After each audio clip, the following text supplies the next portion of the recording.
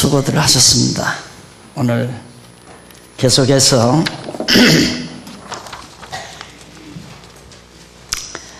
(5장 2절) 봅니다.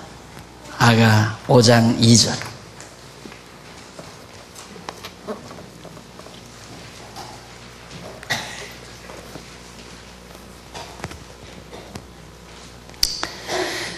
내가 가면서도 마음은 깨어 있는데 내 사랑하는 이의 문 두드리는 소리가 들리는구나. 나의 누이, 나의 사랑아, 나의 비둘기, 나의 순결한 자야, 내게 문을 열어다오. 내 머리에는 이슬이, 내 머리카락에는 밤이슬이 가득하구나. 내가 옷을 벗었는데 어떻게 다시 입겠으며 내가 발을 씻었는데 어떻게 다시 더럽히겠습니까? 사랑하는 자가 문틈으로 그의 손을 들이밀매 그이로 인해 내 마음이 움직여서 내가 내 사랑하는 자를 위해 문을 열어주려고 일어나 문고리를 잡았으니 내 손에서는 모략이, 내 손가락에서는 모략의 즙이 문빗장 위로 흘러내린다. 우선 거기까지만 봉독합니다. 6절 한 줄 더 봤으면 좋겠는데 이따 보도록 하시죠. 이 문장 보면요, 지금 여기가 대단원의 장이 바뀌는 때죠.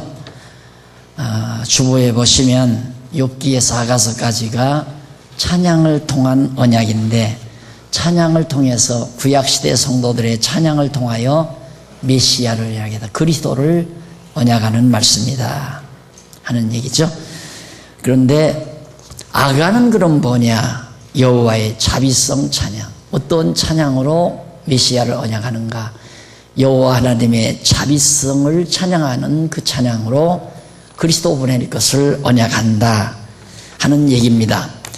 그런데 그 찬양 내용 중에 1장에서 5장까지는 조건 없는 사랑의 언약, 아무런 조건 없이 사랑한다고 하는 사랑의 언약이 5장 1절까지 소개됐습니다. 지난주일까지 제가 거기까지 말씀을 드린 줄 압니다. 오늘은 두 번째로 아가수 후반이죠. 아가수 후반 5장 2절로부터 8장까지, 거기는 변함이 없는 사랑의 성취입니다.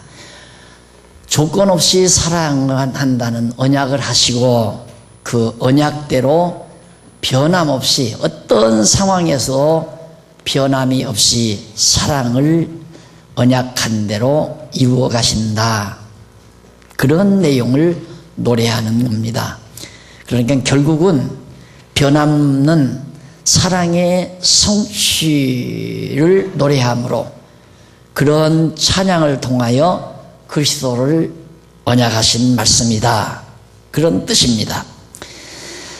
그럼 변함없는 사랑의 언약 성취 내용 중에 어떤 내용이 나오냐면 5장 2절로부터 6장 3절까지가 신랑을 잊은 신부의 노래가 나와요. 신랑을 잊어버렸어요. 같이 살다가 신랑을 잊어버렸어요. 누가? 신부가 잊어버렸단 말입니다. 그 사랑에, 그러니까 신랑을 잊은 신부의 노래가 나오죠. 참 신랑을 잊어버렸다면 서글픈 일이고 고통스러운 일이고 애달픈 일이죠. 그런데 이것이 아가로 승화된다는 것, 다시 말해서 아름다운 노래로 승화할 수 있다는 것, 그 아름다운 노래로 승화하는 것은 잊어버리는 아픔, 잊어버린 아픔과 슬픔, 그리고 고독, 애달픔, 이런 것들 플러스 여호와, 거기에다가 플러스 여호와를 플러스 시키면 아가가 됩니다. 즉 아름다운 노래로 승화된다는 얘기죠. 오늘 우리들의 모든 삶도 마찬가지죠. 사업이 잘 될 때는 우리들이 그걸 다 긍정적으로, 그건 누구나 긍정적으로 받아들이죠. 몸 건강하고 생각대로 일이 잘 되고 자녀들도 속썩이지 않고 공부 잘해서 원하는 대학에 척척 붙고 이루어지는 사업마다 아주 고통 없이 너무너무 잘 돼가고, 이건 다 누구나가 하나님의 축복으로 생각을 합니다. 아, 하나님이 우리를 축복하셨다. 그런데 갑자기 막아 낀다고 그러죠. 사업에 어려운 일이 부딪혀 옵니다. 그렇게 철석같이 믿었던 중역이 완전히 사업의 비밀을 빼가지고 날라버립니다. 또 사업에 엄청난 자금을 포함냅니다. 그래서 참 고통이 밀려옵니다. 그것은 다 우리들이 부정적으로 생각합니다. 이것 때문에 우리들이 바로 어두운 세상이라고 하는 겁니다. 그것 때문에 사랑의 노래, 아름다운 노래가 나오지 않는 거죠. 잘 될 때야 정말 신바람 나는 노래를 부르죠. 그건 안 믿는 사람도 다 해요. 그러나 오늘 우리는 신랑을 잃어버린 이런 애달픈 상황에서도 아가가 나온다는 것, 사랑의 노래, 아름다운 노래가 나온다는 것, 그 이유는, 그 원인은 신랑을 잃어버린 애달픈 상황 플러스 여호와, 즉 조건 없는 사랑을 맺고 변함없이 그 사랑을 성취하시는 불변의 여호와 하나님을 우리가 알고 믿으면, 그런 상황 속에서도, 신랑을 잃어버린 상황 속에서도 아가를 부를 수 있다는 얘기입니다. 내 마음속에 아가를 간직할 수 있다는 얘기죠. 그래서 이 후반부 노래가 우리를 너무너무 찡하게 만드는 때가 참 많습니다. 정말 물론 뭐 서로 사랑해서 막 이 사랑을 노래하고 사랑을 속삭이고 그건 다 누구나가 아름답게 보이잖아요. 그러나 헤어져 가지고 고통을 당하고 시련을 당하고 울고 불고 이럴 때 그것을 아름답게 볼 사람은 아무도 없습니다. 그러나 여호와를 인정을 하면 그것을 아름다움으로 승화시켜 노래할 수 있다는 얘기죠. 그것이 우리 그리스도인들의 특권입니다. 그게 인간 생각으로는 도저히 불가능하죠. 있을 수가 없지. 어떻게 있어? 밤마다 울어야 되고, 밤마다 자포자기 해야 되고, 자살할 마음을 가져야 되고, 허다한 사람 원망을 해야 되고. 그런데 지금 이 노래에는 그것이 아니잖아요. 그럼 첫 번째 부른 노래가 2장 2절에서부터 6절까지입니다. 6절인데 우선 서문에서 이 주제의 서문을 좀 보는 게 매우 중요하죠. 바르게 접근을 하려니까 이 노래를 어떤 각도에서 접근할 것인가, 그 접근하는 방향을 제시해 주는 내용이 서문에 나오니까 교재 87페이지 4587페이지 하단에 보면 제일 2절 변함없는 사랑의 성취 5장 2절로부터 8장까지 나옵니다. 자비성을 찬양하는 내용인데 거기 이제 분해가 나오죠. 내용 분해가 그게 88페이지 제일 위에 보면 앞부분에 그 내용 가운데, 그러니까 5장 2절로부터 8장 가운데 5장 2절에서 6장 3절 거기까지는 신랑을 잃어버린 신부의 아가에 대한 노래를 통하여 여호와의 자비성을 찬양하는 내용이다. 누가? 솔로몬이 부르는 거거든요. 솔로몬이 신부가 신랑을 잃어버린 그 상황을 아름다운 노래로 불렀다 이 말입니다. 그걸 보면 솔로몬이 얼마나 고도의 문학적 소양을 가지고 있는가. 그러니까 세속적인 문인들 대단하잖아요.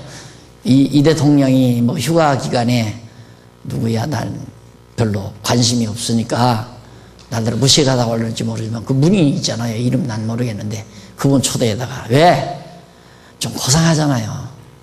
세속적으로 대통령이 그래도 휴가 기간에 큰 기업체 회장들을 불러들이지 않고 문인을 불러들이다면 대통령의 인품이 이렇게 되잖아요. 세상 문인 별거 아니에요. 욕할 거 욕하고 모든 만사를 긍정적으로 못 보고 부정적으로 보고 부정적으로 보는 측면이 많고, 그러나 우리 그리스도인의 문인, 우리 그리스도인들이 문학을 한다, 예수를 추구한다 하면 아름답지 않은 게 없습니다. 아까도 그랬잖아요. 애기들은 발랄하고 아주 정말 귀엽게 생겨서 발랄하고 뭐라고 그랬지 아까. 그래서 이쁘고 아름답고, 여기는 고매해서 아름답고, 예. 마음속에 아름다움을 간직하면 만사가 다 아름답게 보이고, 내 마음속에 거친 마음을 간직하고 있으면 만사가 다 거칠게 보이고, 그리스도인이라면 기쁨과 평안, 감사 이런 마음을 기본적으로 가지고 살아가는 마음을 간직했다면 솔로몬처럼 이런 아름다움을 어떤 상황을 개의치 아니하고, 어떤 상황도 왜 대전제가 있잖아요. 여호와 하나님이 우리를 더 좋게 하신다. 지금 아픔이 있지만 여호와 하나님께서는 이 아픔을 통해서 나를 더 성숙시키려고 한다. 부부도 그러잖아요. 생판 모르는 여자와 함께, 남녀가 함께 만나서 가정을 이뤘습니다. 초기에 많이 다투죠. 철없을 때는 초기에 막 정신없이 그냥 삽니다. 초기에 많이 다투면서 아픔을 겪죠. 서로 토라져서 벽에 따로 베고, 멀리 떨어져서 베고, 안 그러면 웃방으로 도망가고, 건너방으로 가고, 거실 소파에 누워서 하룻밤을 지새면서 훌쩍이고, 그런 아픔들을 겪으면서 점점 성숙해 가잖아요. 그럼 그 다음 이제 이렇게 나이가 들어서 고매해지면 남편이 그래도 아내가 좀 쌀쌀해도 남편 역시 그냥 이해하고 넘어가고 그러고 사는 거 아니겠어요? 성장해서. 그런 것처럼 욥을 하나님이 성장시키기 위해서 그렇게 편안하게 돈 많이 가지고 자녀들을 잘 신앙 안에서 기르면서 여호와 하나님 경외하면서 가장 동방의 제일 최고의 의인이라고 그랬어요. 하나님이 정말 인정하는 의인이었어요. 왜 그런 욥에게 정말 견디기 어려운 아픔을 주셨을까? 여호와 전제하지 아니하면 이해할 수 없는 일입니다. 거기에 이제 여호와 하나님이 플러스 알파가 되니까, 알파 여호와 하나님이 플러스 되니까 욥이 나중에 부르잖아요. 내가 아프기 전에는 눈으로만 보던 하나님을 아프고 나서 귀로만 듣던 하나님을 아프고 나서 내가 눈으로 봅니다. 그만큼 부쩍 컸다 이거예요. 자녀들도 그러잖아요. 그냥 티 없이 부모님의 슬하에서 곱게 컸던 자녀들은 아직 부모님의 고마움을 깊이 못 느낍니다.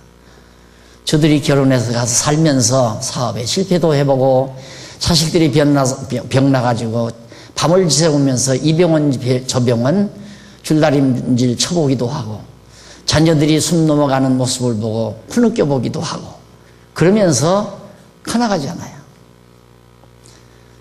중년을 지나는 딸들, 아들들이 그때야 아버지의 깊은 사랑과 관심을 깨달아가는 것처럼 인생도 그렇습니다. 하나님 아버지의 그 큰 사랑을 어떻게 우리가 깨닫습니까? 못 깨닫죠.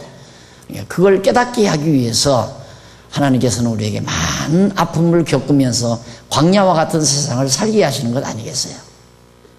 그렇기 때문에 아름답게 노래할 수 있다는 얘기죠.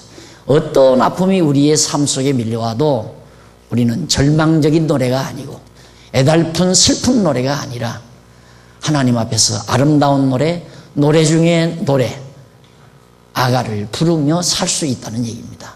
솔로몬이 그렇게 불렀으니까요. 그래서 그걸 솔로몬은 이제 아내가 남편을 잊어버린 상황, 참 가장 비애로운 상황이죠. 그런 상황을 아주 아름다운 노래로 승화했다는 것은 기독교 문학이 아니면 불가능한 겁니다. 절대 불가능한 거죠. 그러니까 이 문인들이 써보고 해도 양이 안 차니까 나중에는 그냥 그 문학 자체가 막 흐트러진 문학을, 그의 자유문학이다 해서 막 하잖아요. 글도 막 흐트러뜨려서 쓰기도 하고, 또 그림도 마찬가지입니다.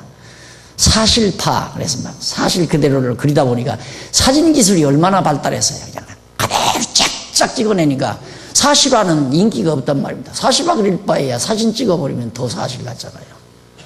그러니까 거기서 뭐 이제 뭐 상상화라든가 무슨 뭐 상징화라든가 그러다가 이제 나중에는 막 제 멋대로 막 그렇게 마음에 막 복잡한 거 있으면 막 복잡한 대로 막 부술 움직여서 이렇게 흐트러뜨려 놓고 명화다 그러잖아요. 그러니까 세상 문학이나 예술은 생명력이 없어요.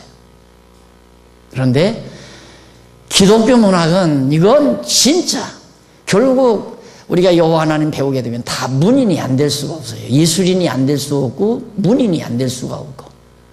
그래서 저 세대에 낭만 즐기게 돼. 죄송합니다. 그냥 머리만 보고 그랬어요. 머리가 이렇게. 저 세대에 낭만 즐길 세대가 아닙니다. 낭만이 있잖아요. 그래서 내가 소도한 겁니다. 낭만이 있다는 건 벌써 예술 감각이 점점 발달하고 아름다움을 추구하고 그런 거 아니겠어요? 결국 우리 신앙이라고 하는 것은 아름다움 추구, 진선미를 추구하는 거라고 했잖아요. 인간이 추구 대상이 뭐냐? 참된 것, 선한 것, 아름다운 것 추구하는 거거든요. 인간이란 진선미를 추구하는데 우리 기독교야말로 정말 우리가 진리를, 진선미, 진리를 깨닫고 나면 선한 것, 하나님이 좋아하시는 걸 추구하잖아요. 내 욕심을 추구하는 게 아니라 하나님이 뭘 좋아하시나 선 추구하잖아요. 그것이 바로 아름다움으로 숭화하는 겁니다. 그래서 우리 신자들의 삶은 그대로 인간들이 목표하는 진선미 추구 그대로 직결되는 겁니다. 참을 추구하고 선한 걸 추구하고 아름다운 걸 추구하고 아름다운 걸 추구하면 뭐 문화인이고 예술인이고 문학인이고 문화인이라는 게 뭡니까? 많이 공부해서 정말 정서가 메마르지 않고 정서가 발랄하게 잘 발달되고 발달된 정서를 통해서 아름다움을 추구하고 그게 문화인 아니겠어요?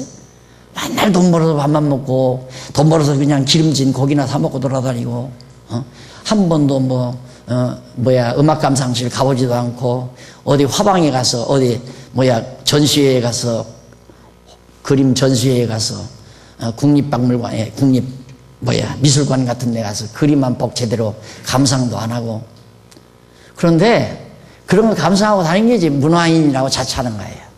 그래서 나는 한 번에 한 번씩 보통 국립미술관이 그림을 한 달에 한 번 아니면 계절마다 한 번씩 바꿔갑니다. 그걸. 근데 그러니까 보통 이제 뭐 문화인이라고 자처하려면 요즘에는 외식을 해야 문화인이라고 하죠. 그건 돼지 문화예요. 돼지 문화. 먹거리나 자꾸 찾아다니는 거예요. 내가 언젠가 그랬잖아요. 저기 어디야? 비발디 파크 여전도에 따라가서 거기서 보니까 제일 위에 정상에 왜 컵십 있잖아요. 그거 타고 올라가면. 근데 그 앞에 돼지가 이러고 있더라고요. 돼지가. 그래서 내가 같이 가신 분들한테 인생들아 생각 좀 하고 살아라. 돼지가 그런다고 내가 그래. 나도 이렇게 생각하고 산다. 그러니까 문화인이라고 하면 정말 배우고 감정으로 느끼고 그리고 아름다움을 추구하는 거거든요. 우리 신앙생활은 성경을 배워서 진리를 깨닫고 나면 감정 순화가 안 될 수가 없어요. 미술관에 가서 그림 봐가지고는 만족이 안 돼요. 음악회에 가서 음악 감상 그거 해가지고는 만족이 안 돼요. 이 벅찬 감동 이런 것들에 의해서 정말 아까도 말한 대로 아름다움을 추구하는 모두가 아름답게 보이는 내가 아름다운 생각을 하니까 다 아름답게 보이는 거죠. 이런 문화가 어디 있어요? 제 속에는 그런 문화가 있을 수가 없어요. 우리 교회 안에서는 그게 가능하다는 얘기입니다. 지금 솔로몬이 가능하잖아요. 여호와 하나님 알고 나니까 이런 아름다운 노래를 어떻게 부르느냐 말입니다. 지금 아내가 신부가 남편 잊어버려가지고 지금 아주 심각한데 한번 볼까요? 역사적 배경이 뭔가? 어떻게 쭉 내려가 보면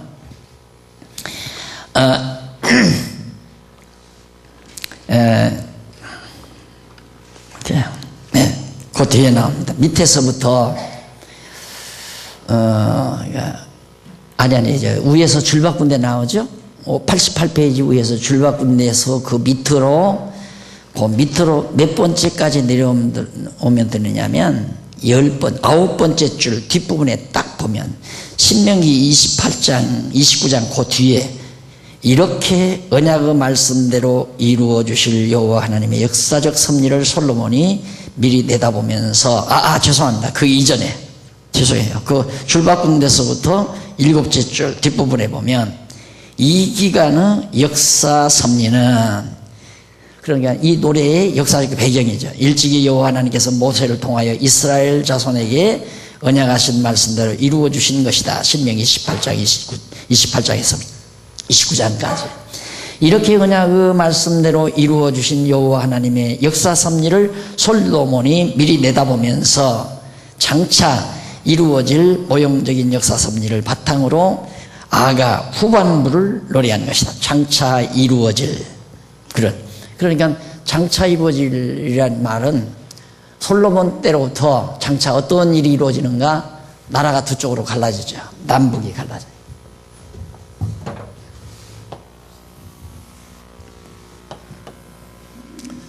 이게 이제 다윗 때인데 이건 솔로몬이고 솔로몬 이후의 역사를 미리 내다보면서 솔로몬이 지금 노래를 한 거예요. 그걸 문학적으로 신부와 신랑과의 관계에다가 적용시켜가지고 문학적으로 미래에 이루어질 역사를 예언하는 겁니다.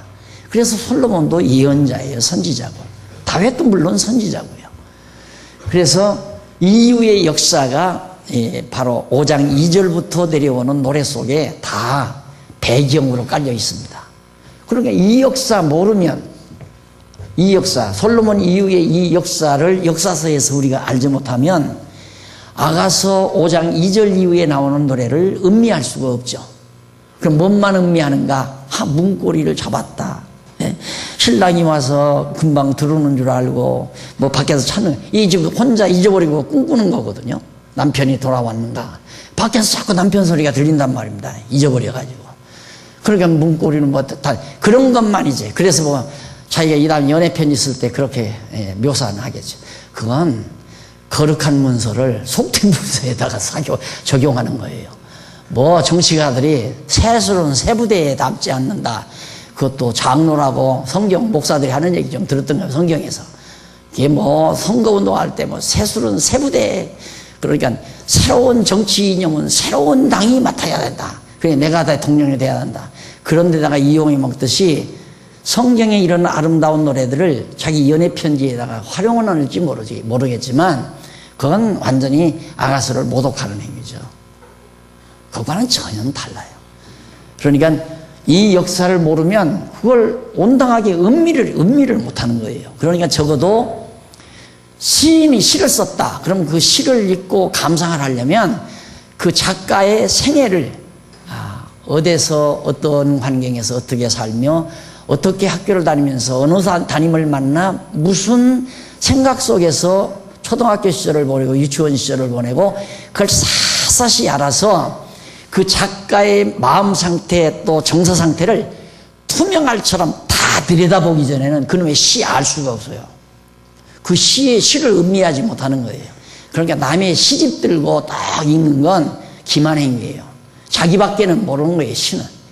솔직히 말해서 올바로 하려면 어떻게 그 말을 그런 시문구를 그 사람이 왜 썼는지 어떻게 알아요? 근데 여러분 오늘 또 기도 들어보셨지만 우리 성도님들 나오셔서 기도하는 기도 소리 우리 다 공감하잖아요. 맞아. 예. 그게 어디서 나오는 거예요? 다 같은 알고 깨닫고 믿는 바탕에서 나오니까. 그러니까 우리에게 같이 동감을 하면서 감동을 주잖아요. 똑같은 거예요. 시도. 그러니까 여기 지금 솔로몬이 이 시를 쓰는 것도 장차 이루어질 역사. 이루어질 역사는 다 뻔하죠. 이때부터 르호보암이 이건 여로보암이 이 솔로몬의 신복 아니에요. 신복부하인데 아들놈이 왕이 돼가지고 신복부하는 아버지 신복부하는 나이가 들잖아요. 그러니까 거북스럽죠. 똑같아. 예를 들어서 지금 내가 목사로 있을 때 나와 함께 일하시는 분은 나와 거의 동년배 되시는 우리 장로님들하고 같이 일하잖아요. 그러나 지금 한 40대나 50대가 왔다. 거북스러워요, 안 거북스러워요? 아버지 같은 장로님이니까 거북스럽죠. 아버지 같은 분이 한마디 하면 못 들은 척 할 수도 없고, 또 아버지 같은 분이 하라는 대로 또 할 수도 없고, 자기도 꿈이 있는데, 르호보암도 똑같은 생각이에요. 그러니까 여로보암이 아버지 신복도 하니까 자문을 받아야죠. 르호보암이 지혜롭다면.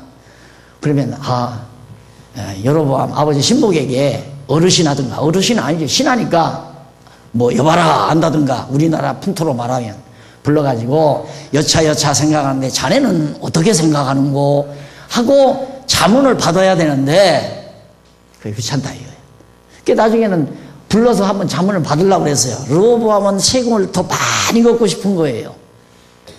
그 이제 르호보암이 왕 되자마자 제 나이 또래 젊은 신하들을 많이 둬버리고 나이 든 신하들을 거북하게 생각하고, 그 세금을 많이 거두니까 백성들이 원망 막 많이 하잖아요. 그러니까 고민을 한 거죠. 르호보암이 솔로몬의 아들인데 아버지가 죽은 다음. 그래가지고 르호보암이 이제 먼저 어른을 불렀어요. 나이 든 어른을 불러가지고 어떤 것이 어떻게 하면 좋겠습니까? 그러니까 여로보암이 있다가 아버지는 엄지라면 당신은 새끼가 돼야 됩니다. 그러니까 세금 적게 탕감을 해야 됩니다. 그래서요. 그러니까 그런 거 하고 젊은 자기 또래 신하들을 불러들여서요. 그러니까 무슨 소리냐고. 어른이 이거라면 당신은 이거 해야 된다. 세금을 더 많이 걷어야 된다. 그래가지고 르호보암이 어른의 이 나이든 이분의 말을 듣지 않고 젊은 신하들의 말을 듣고 세금을 많이 걷었단 말입니다. 그러니까 백성들이 왕으로부터 이반을 한 거예요. 다 떠나요. 자꾸 돈 내라니까 싫어져. 안 그래요? 돈 많이 내라니까. 급한에 여로보암이 나는 세금 탕감해 주겠다. 그러니까 기치를 드니까 이르로 10지파 반이, 12지파 가운데 10지파 반이 다 따라가 버렸다니까요. 르호보암은 완전히 그냥 유다지파 남짓 데리고 유다지파하고 베냐민 반지파하고 그냥 유다국이라고 하는 남쪽 유다 왕가만, 다윗 왕가만을 유지하고 있는 거죠. 그런데 가보니까 여로보암이 이쪽에 가가지고 북쪽 사마리아에다가 도읍을 정하고 했는데 하나 고민이 생긴 거예요. 그 고민이 뭐냐면 남쪽 예루살렘에 가야 솔로몬이 지은 성전이 있잖아요. 그럼 백성들에게 여호와 하나님께 제사드리라 해야 되겠는데, 백성들이 여호와 하나님께 제사드리라고 하면 다 남쪽 예루살렘에 가서 제사를 드릴 거 아닙니까? 그럼 이때 갔다가 혹시 마음 변심해가지고 자기를 배반하면 어떡하나, 그게 두려운 거예요. 그래서 그때부터 여로보암이 야, 구태여 먼데 예루살렘까지 갈 거 없다. 그래가지고 지도로 보면 이렇게 생겼잖아요. 예루살렘은 여기에요. 북쪽은 요만큼, 이게 북쪽 다 북이스라엘. 남쪽 유다는 요만큼밖에 안 남았어요. 블레셋 이렇게 남고, 블레셋 요만큼 남쪽 유다. 한 지파 반이니까 10지파 반은 다 여로보암 따라가 버려. 그러니까 면적도 높고 그러니까 야, 다른 거 없다. 여기다가 산당 하나 지어라. 요만큼 산당 하나 짓자. 그렇게 해서 산당을 지어놓고 이방인들처럼 산당을 지어놓고 거기 가서 짐승자와 제사 드리면 된다. 그래서 산당 제사가 시작이 된 겁니다. 그러면 레위 제사장은 어떻게 하는가? 제사장은 여로보암이 제 마음에 들어서는 아무나 제사장 시켜가지고 산당에 가서 성전에서만 하나님께 제사를 드려야 되는데 산당에서 제사 드리기 시작했단 말입니다. 그것이 하나님과의 이반입니다. 그러니까 신부가 신랑을 잊어버리는 하나의 묘사예요. 그러니까 이스라엘 백성들이 하나님을 떠나고 우상을 섬기는 그런 행위를 솔로몬은 신부가 신랑을 잊어버리는 그런 과정으로 문학작품, 문학화해서 묘사한 거다. 그렇게 생각을 하고 여러분들이 이제 이 아가서를 이해하시면 쉽게 얼른 다가오고 바로 의미가 파악이 되리라고 생각을 합니다. 자, 그러면 그 정도 해 두시고요. 이쪽 가로 없는 1번 신랑을 잊은 신부, 신랑을 잊어버렸어요. 신부가 5장 2절로 6장 3절까지가 신랑을 잊어버립니다. 내용분이 하다가 말았네요. 저 위에 88페이지 위에서 두 번째 줄, 두 번째 문단입니다. 두 번째 대목입니다. 6장 4절로부터 7장 9절까지는 신부를 찾은 신랑의 아가에 대한 노래. 신부를 찾았어요. 신랑이 신부를 찾았어요. 신부는 신랑을 잃어버렸는데 신랑이 신부를 찾아와요. 얼마나 좋아요. 여러분 혹시 부부싸움 해보니, 나는 그렇게까지는 안 해봤는데, 부부싸움하고 어디로 가요? 경솔하게? 어디로 가요? 갈 데 있나? 기껏해야 동창집에 가는 것도 자존심 상하니까 못 가겠고, 아버지 어머니 좀 미안해도 엄마 보고 싶어서 왔어 하고 쓱 가가지고 살짝 숨기고 있는 거예요. 예, 너 오늘 또 안 가니? 엄마가 걱정스러우니까. 아, 나 조금 쉬러 왔어. 속으로는 걱정이죠. 이놈의 인간이 왜 나를 안 데려오나. 예? 도망갈 때는 언제고 데려오기 기다릴 때는 또 언제야. 그럼 엄마가 노련하니까 눈치채고 사위한테 전화해서, 여보게 어쩌나 모자라지만 데리고 살아줘서 고맙네. 자네가 와서 데리고 가게. 웃는 양반들이 다 경험 있는 분들이야. 얼마나 멋있는 양반이에요. 에?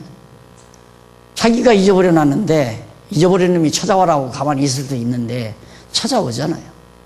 신랑이. 그것이 바로 하나님이 이스라엘 백성을 찾아오는 하나의 과정을 노래에 담은 거죠. 그 다음 마지막 이제 그 큰 문단의 마지막 대목이 이제 7장 10절서부터 8장 5절까지입니다. 8장 5절까지. 거기가 마지막 대목은 아니네요. 신랑을 상봉하는 신부 아가 찾아와서 막 신랑 신부가 서로 만나는 때죠. 이게 이제 어디냐면 이스라엘 백성들이 바벨론 포로로 갔다가 하나님께서 다시 이제 참 고레스라는 고레스라는 페르시아 왕을 통해서 해방령을 줘가지고 이스라엘 백성들이 예루살렘으로 돌아오잖아요. 그래서 마지막 대목이 바로 거기를 노래하죠. 거기가 8장 6절로부터 14절까지 변함없는 사랑의 아가에 대한 노래를 통하여 하나님은 여전히 자 그러면 첫 번째 소절은 떠나는 거죠. 그래서 완전히 잊어버린 거죠. 완전히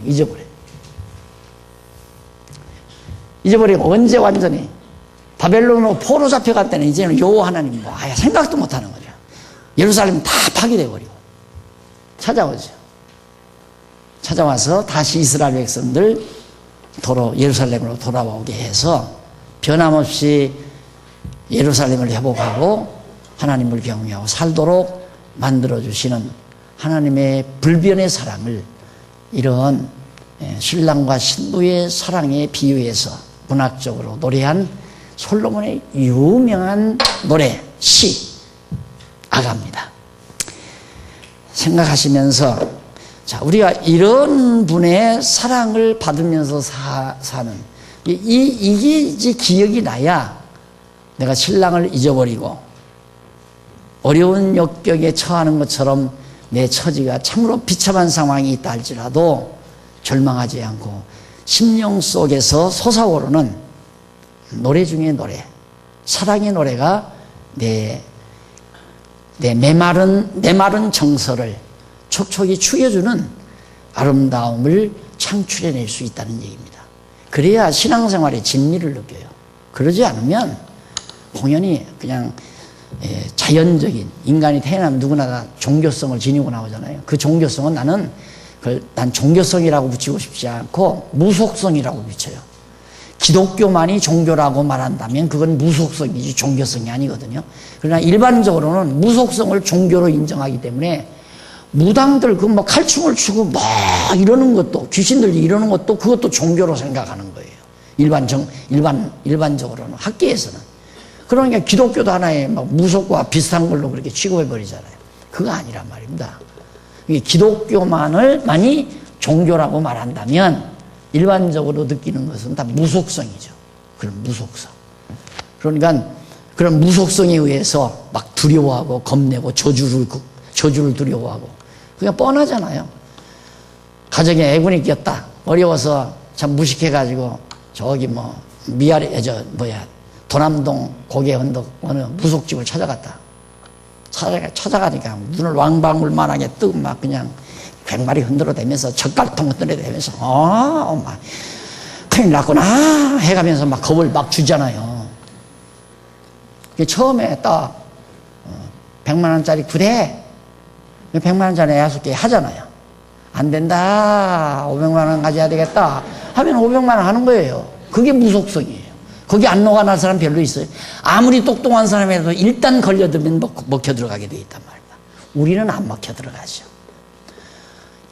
100만 원 날들어 달라고 좀 100만 원 내라. 그 떡 좀 사 먹게. 그럴 담력이 우리에게는 있잖아요. 왜? 무속이라는 게 우스운 거라는 거 아니까. 그러니까 종교라고 하는 건 이렇게 고매한 겁니다. 진짜. 진리를 깨닫고 나면 좋은 게 좋은 거예요. 좋은 걸 자꾸 추구해요. 좋은 걸. 좋은 걸. 그 좋은 거란 하나님이 보시기에 좋아하는 것. 그게 하나님의 뜻을 추구하는 거죠. 거기에서 아름다움이 만들어지는 거라니까요. 내 마음이 아름답게 가꾸어지는 거예요. 그러니까 결국은 아름다움을 노래하고 아름다움을 상상하고 아름다움을 항상 꿈꾸고 그래서 기독교 예술인, 기독교 문학인, 그래서 바로 하나의 문화인이 된다는 얘기입니다. 예술을 모르는 자가 무슨, 일반적으로도 그러네. 예술과 문학을 모르는 자가 무슨 문화인이에요. 결국 공부 많이 하고 감정을 잘 순화시켜서 정말로 아름다움을 추구하는, 예술을 추구하는 사람이 문화인이에요. 그래서 돈 있는 사람이 그림을 사들이잖아요. 왜? 문화인인 척 하려고. 근데 그 사람은 문화인이라서 그림 사들이는 게 아니라 여기도 짝퉁 눈무, 행복한 그거 선물 들어서 있어요. 여전도 회관에다 걸어드릴게요. 그거 사놓으면 세금 면제되죠. 혜택 봐요. 세월 갈수록 가격 높아지죠. 그 장사꾼 기질로 사는 거예요. 그리고 돈 많은 사람들이 무슨 죄송합니다 이런 얘기해서 나는 그런 게 보이니까 이렇게 봐도 그래 놓고는 딱 회장 반신상 딱 그 얌치가 좀 있는 사람 반신상 해놓죠. 좀 얌치 없는 사람 전신상 딱 해놓고 그거 해놓고 싶어서 그러면 미술관 같은 거 하나 딱 해서 값비싼 미술품 사다가 딱 쟁여가지고 그런 거 아들로 이렇게 후손에게 물려주면 세금도 안 내고 사회에 기여하는 것도 되고 다 눈 감고 아웅. 치사해서는 안 들어가요. 그런데 우리는 그런 치사한 문학이나 예술을 추구하는 게 아니에요. 진짜 하나님이 인정하는, 여호와께서 인정하는 아름다운 문화, 아름다운 예술. 그래서 우리 기독교인만이 진정한 참 문화인이라고 말할 수가 있다. 이런 얘기입니다. 정말 솔로몬은 수준 높은 문화인이죠. 이런 걸 보면. 어떻게 이런 역사, 참 비참한 역사 아니에요? 하나님께서 그렇게 사랑해서 아름다운 나라 다윗 왕국을 세워서 이 80년 동안 다윗 40년, 솔로몬 40년 이게 유다, 이스라엘 제국 시대예요. 따지고 보면. 왜? 그 인근 주변 나라에서 그 인근의 이 많은 주변, 여기 유브라데스 강, 티그리스 강 있죠?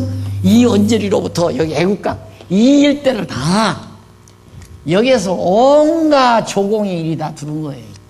예루살렘으로. 솔로몬을 향해서. 그러니까 솔로몬 시대에 부가 넘칠 수밖에 없죠.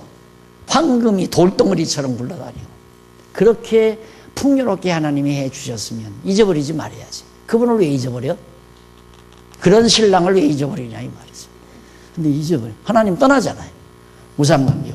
가만히 르호보암이 보니까 여로보암은 산에다 산당에다 산당 짓고 우상 만들어 놓고 금송아지 만들어 놓고 거기다가 이제 백성들들로 제사하라고 한단 말입니다.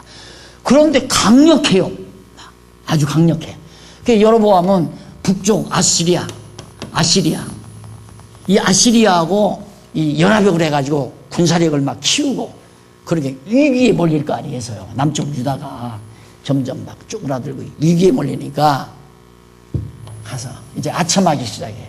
그래서 자기 딸 북쪽 왕에게 시집을 보내고 사돈지간을 맺고, 그러다 보니까 북쪽 이스라엘이 섬기는 산당제사를 남쪽 유다도 행하기 시작했어요. 더 열심히 해요, 북쪽보다. 그래서 마지막 바벨론에 가서 바벨론으로 잡혀가기 이전에는 북쪽 이스라엘보다 남쪽 유다가 훨씬 더 부패했어요. 하나님을 심히 더 떠났다 이 말입니다. 근데 북쪽 이스라엘은 721년에 아수리에게 먹혀버렸고, 자기들이 의지하던, 그러니까 강대한 나라가 약소국을 이렇게 어깨에 두들겨 주는 것은 필요할 때 내가 너 잡아먹겠다 이 얘기예요. 언제나 마찬가지, 지금도 마찬가지예요. 우리가 소련으로 하면 소련이 우리를 돌봐준다는 건 언제나 먹겠다는 얘기고, 미국이 우리 돌봐주겠다는 건 우리 언제 필요한 때는 먹겠다는 얘기고, 똑같은 거예요. 이게 인간 세계에서 강자 의지하고 사는 사람이 제일 미련하고 바보 같은 사람입니다. 강자 의지하면 안 돼요. 어떤 경우도 우리가 하나님을 알았다면. 보세요, 지금 중국이 자꾸 북한 김정일이 아저씨 자꾸 돌봐주지 않아요. 왜? 이거 안 돌봐주면, 잘못하면 미국이 여기 땅 디디고 들어와버리면 자기도 골치 아프잖아요. 그러니까 내가 먼저 먹겠다 그거예요. 내가 먼저 먹겠다. 그러니까 배고플 때 먹거리나 밀감 하나 좀 보내주고 이렇게 슬슬 해가지고 잘 도둑해서 미국이 발못 붙이게 하려고. 미국은 또 우리 남한 잘 안 돌봐주면 중국이 완전히 장악해버리잖아요. 그러면 여기다가 이제 미사일 기지 만들어서 이 아시아 대륙 세력을 이제 꿈꾸는, 그러니까 대륙을 먹고 싶은 그 야망을 채울 수가 없으니까 퍼그나 우리를 생각하는 것처럼 그러지만 다 속셈은 거기에, 기본적인 속셈은 거기 있습니다. 난 정책 연구가는 아니지만은 성경을 보니까 다 그런 거 다 나오더라고. 그렇게 아시리아가 남쪽 이스라엘을 돌봐주고 난리더니만 나중에는 잡아먹어버리잖아요, 완전히. 망했죠? 남쪽 유다는 바벨론 의지하고 바벨론 왕 데리다가 이 히스기야 왕 때, 응? 바벨론 왕이 아프다니까 이제 문병 사절단 보내잖아요. 문병 사절단 보내고. 또 히스기야가 아프다니까, 히스기야 때 여기서 이제 바벨론에서 이렇게 사절단들이 왔어요. 그러니까 히스기야가 잘 대우해야 할 거 아니에요. 그러니까 성전 창고마다 다 열어서 봐요. 여기는 이렇게 좋은 거 있고, 우리 솔로몬 왕께서 만들어 놓은 금방패도 있고, 금그릇도 있고, 금기명도 있고, 보물고를 다 열어서 다 보여줬어요. 그럼 그거 보고 다니면서 어떻게 해요? 이러고 다녔을 거 아니에요. 꿀꺽꿀꺽. 가서 그대로 보고 한 거죠. 바벨론 왕에게. 그러니까 호시탐탐 기회만 다면 잡아먹으려고. 그 쫓아왔어요. 와가서 완전히 성전 다 불태워버리고 창고 열고 전부 다 가져가 버렸잖아요. 함부로 집안 보물 보여주면 안 돼요. 도둑놈 와요. 도둑놈. 그래서 우리도 이거 지어놓고 우리 준공식 거창하게 절대 하지 맙시다. 우리끼리 좋아하는 사람끼리 우리끼리 자축합시다. 이유가 왜? 자랑하면 질투하는 사람은 말이에요. 공연히 미움받을 이유가 없는데 미움받잖아요. 그 짓을 왜 해? 그리고 또 여기 한 번 더 못 받고 지나갑시다. 은퇴식 한대요. 은퇴식 해야 됩니다. 박 목사님 은퇴식 해야 됩니다. 여지껏 수고하셨네. 은퇴식에서 선물 좀 받으면 뭐하게? 있어도 그만인가 없어도 그만인가. 선물 좀 받아보고 꽃다발 받아보고 칭찬 받아보고 박수 받아보고 그냥 입이 닳도록 목사님 수고하셨습니다. 일생을 다 하셨습니다. 듣기 거북할 뿐만 아니라 잘못하면 귓병 나요. 나도 듣기도 싫고. 그리고 그렇게 해봤댔자 또 실제로 그런 마음 없는 사람은 저 뒤에 앉아서 그런다니까. 잘도 놨다. 내가 그렇게 미움받고 살 이유가 뭐예요? 조용히 물러가면 되는 거. 안 그래요? 그런 것도 다 난 히스기야한테 배웠다니까. 이런 역사 공부하면서 여러분 삼국지 하지만 난 삼국지 독파는 안 했어요. 게임도 안 돼요, 여러분. 성경과 삼국지는 게임이 안 돼요. 삼국지는 전부 인간 이용하고 인간 다스리는 묘한 아주 기만술책이 가득히 들어있죠. 기만술책이 따지고 보면. 그 삼국지 많이 읽으면 아주 사람 잘 이용합니다. 그런데 이건 성경은 그런 게 아니에요. 완전히 하나님을 전제로 한 인간의 내부, 인간살이의 모든 원리가 가득히 담겨져 있기 때문에 하나님 중심의 생각이 정리되지 않을 수가 없게 돼 있어요. 그런데 이걸 그냥 예수 믿고 천국 가는 단순한 생각만 하고, 아유, 골치 아프게 학교 다닐 때도 공부 고통스러웠는데 무슨 뭐 공부냐 이럴지 모르지만 안 하면 손해죠. 안 하면. 인생 세월 가면 그만입니다. 세월을 가면. 살아있는 동안 마음 편하고 즐겁고 행복하고 감사가 넘치고 이거 이상 더 좋은 게 어디 있겠어요. 성경은 그걸 보장한단 말입니다. 지금 얘기하잖아요. 이런 어려운 역사, 이런 정말 고통스러운 역사, 비열한 역사죠.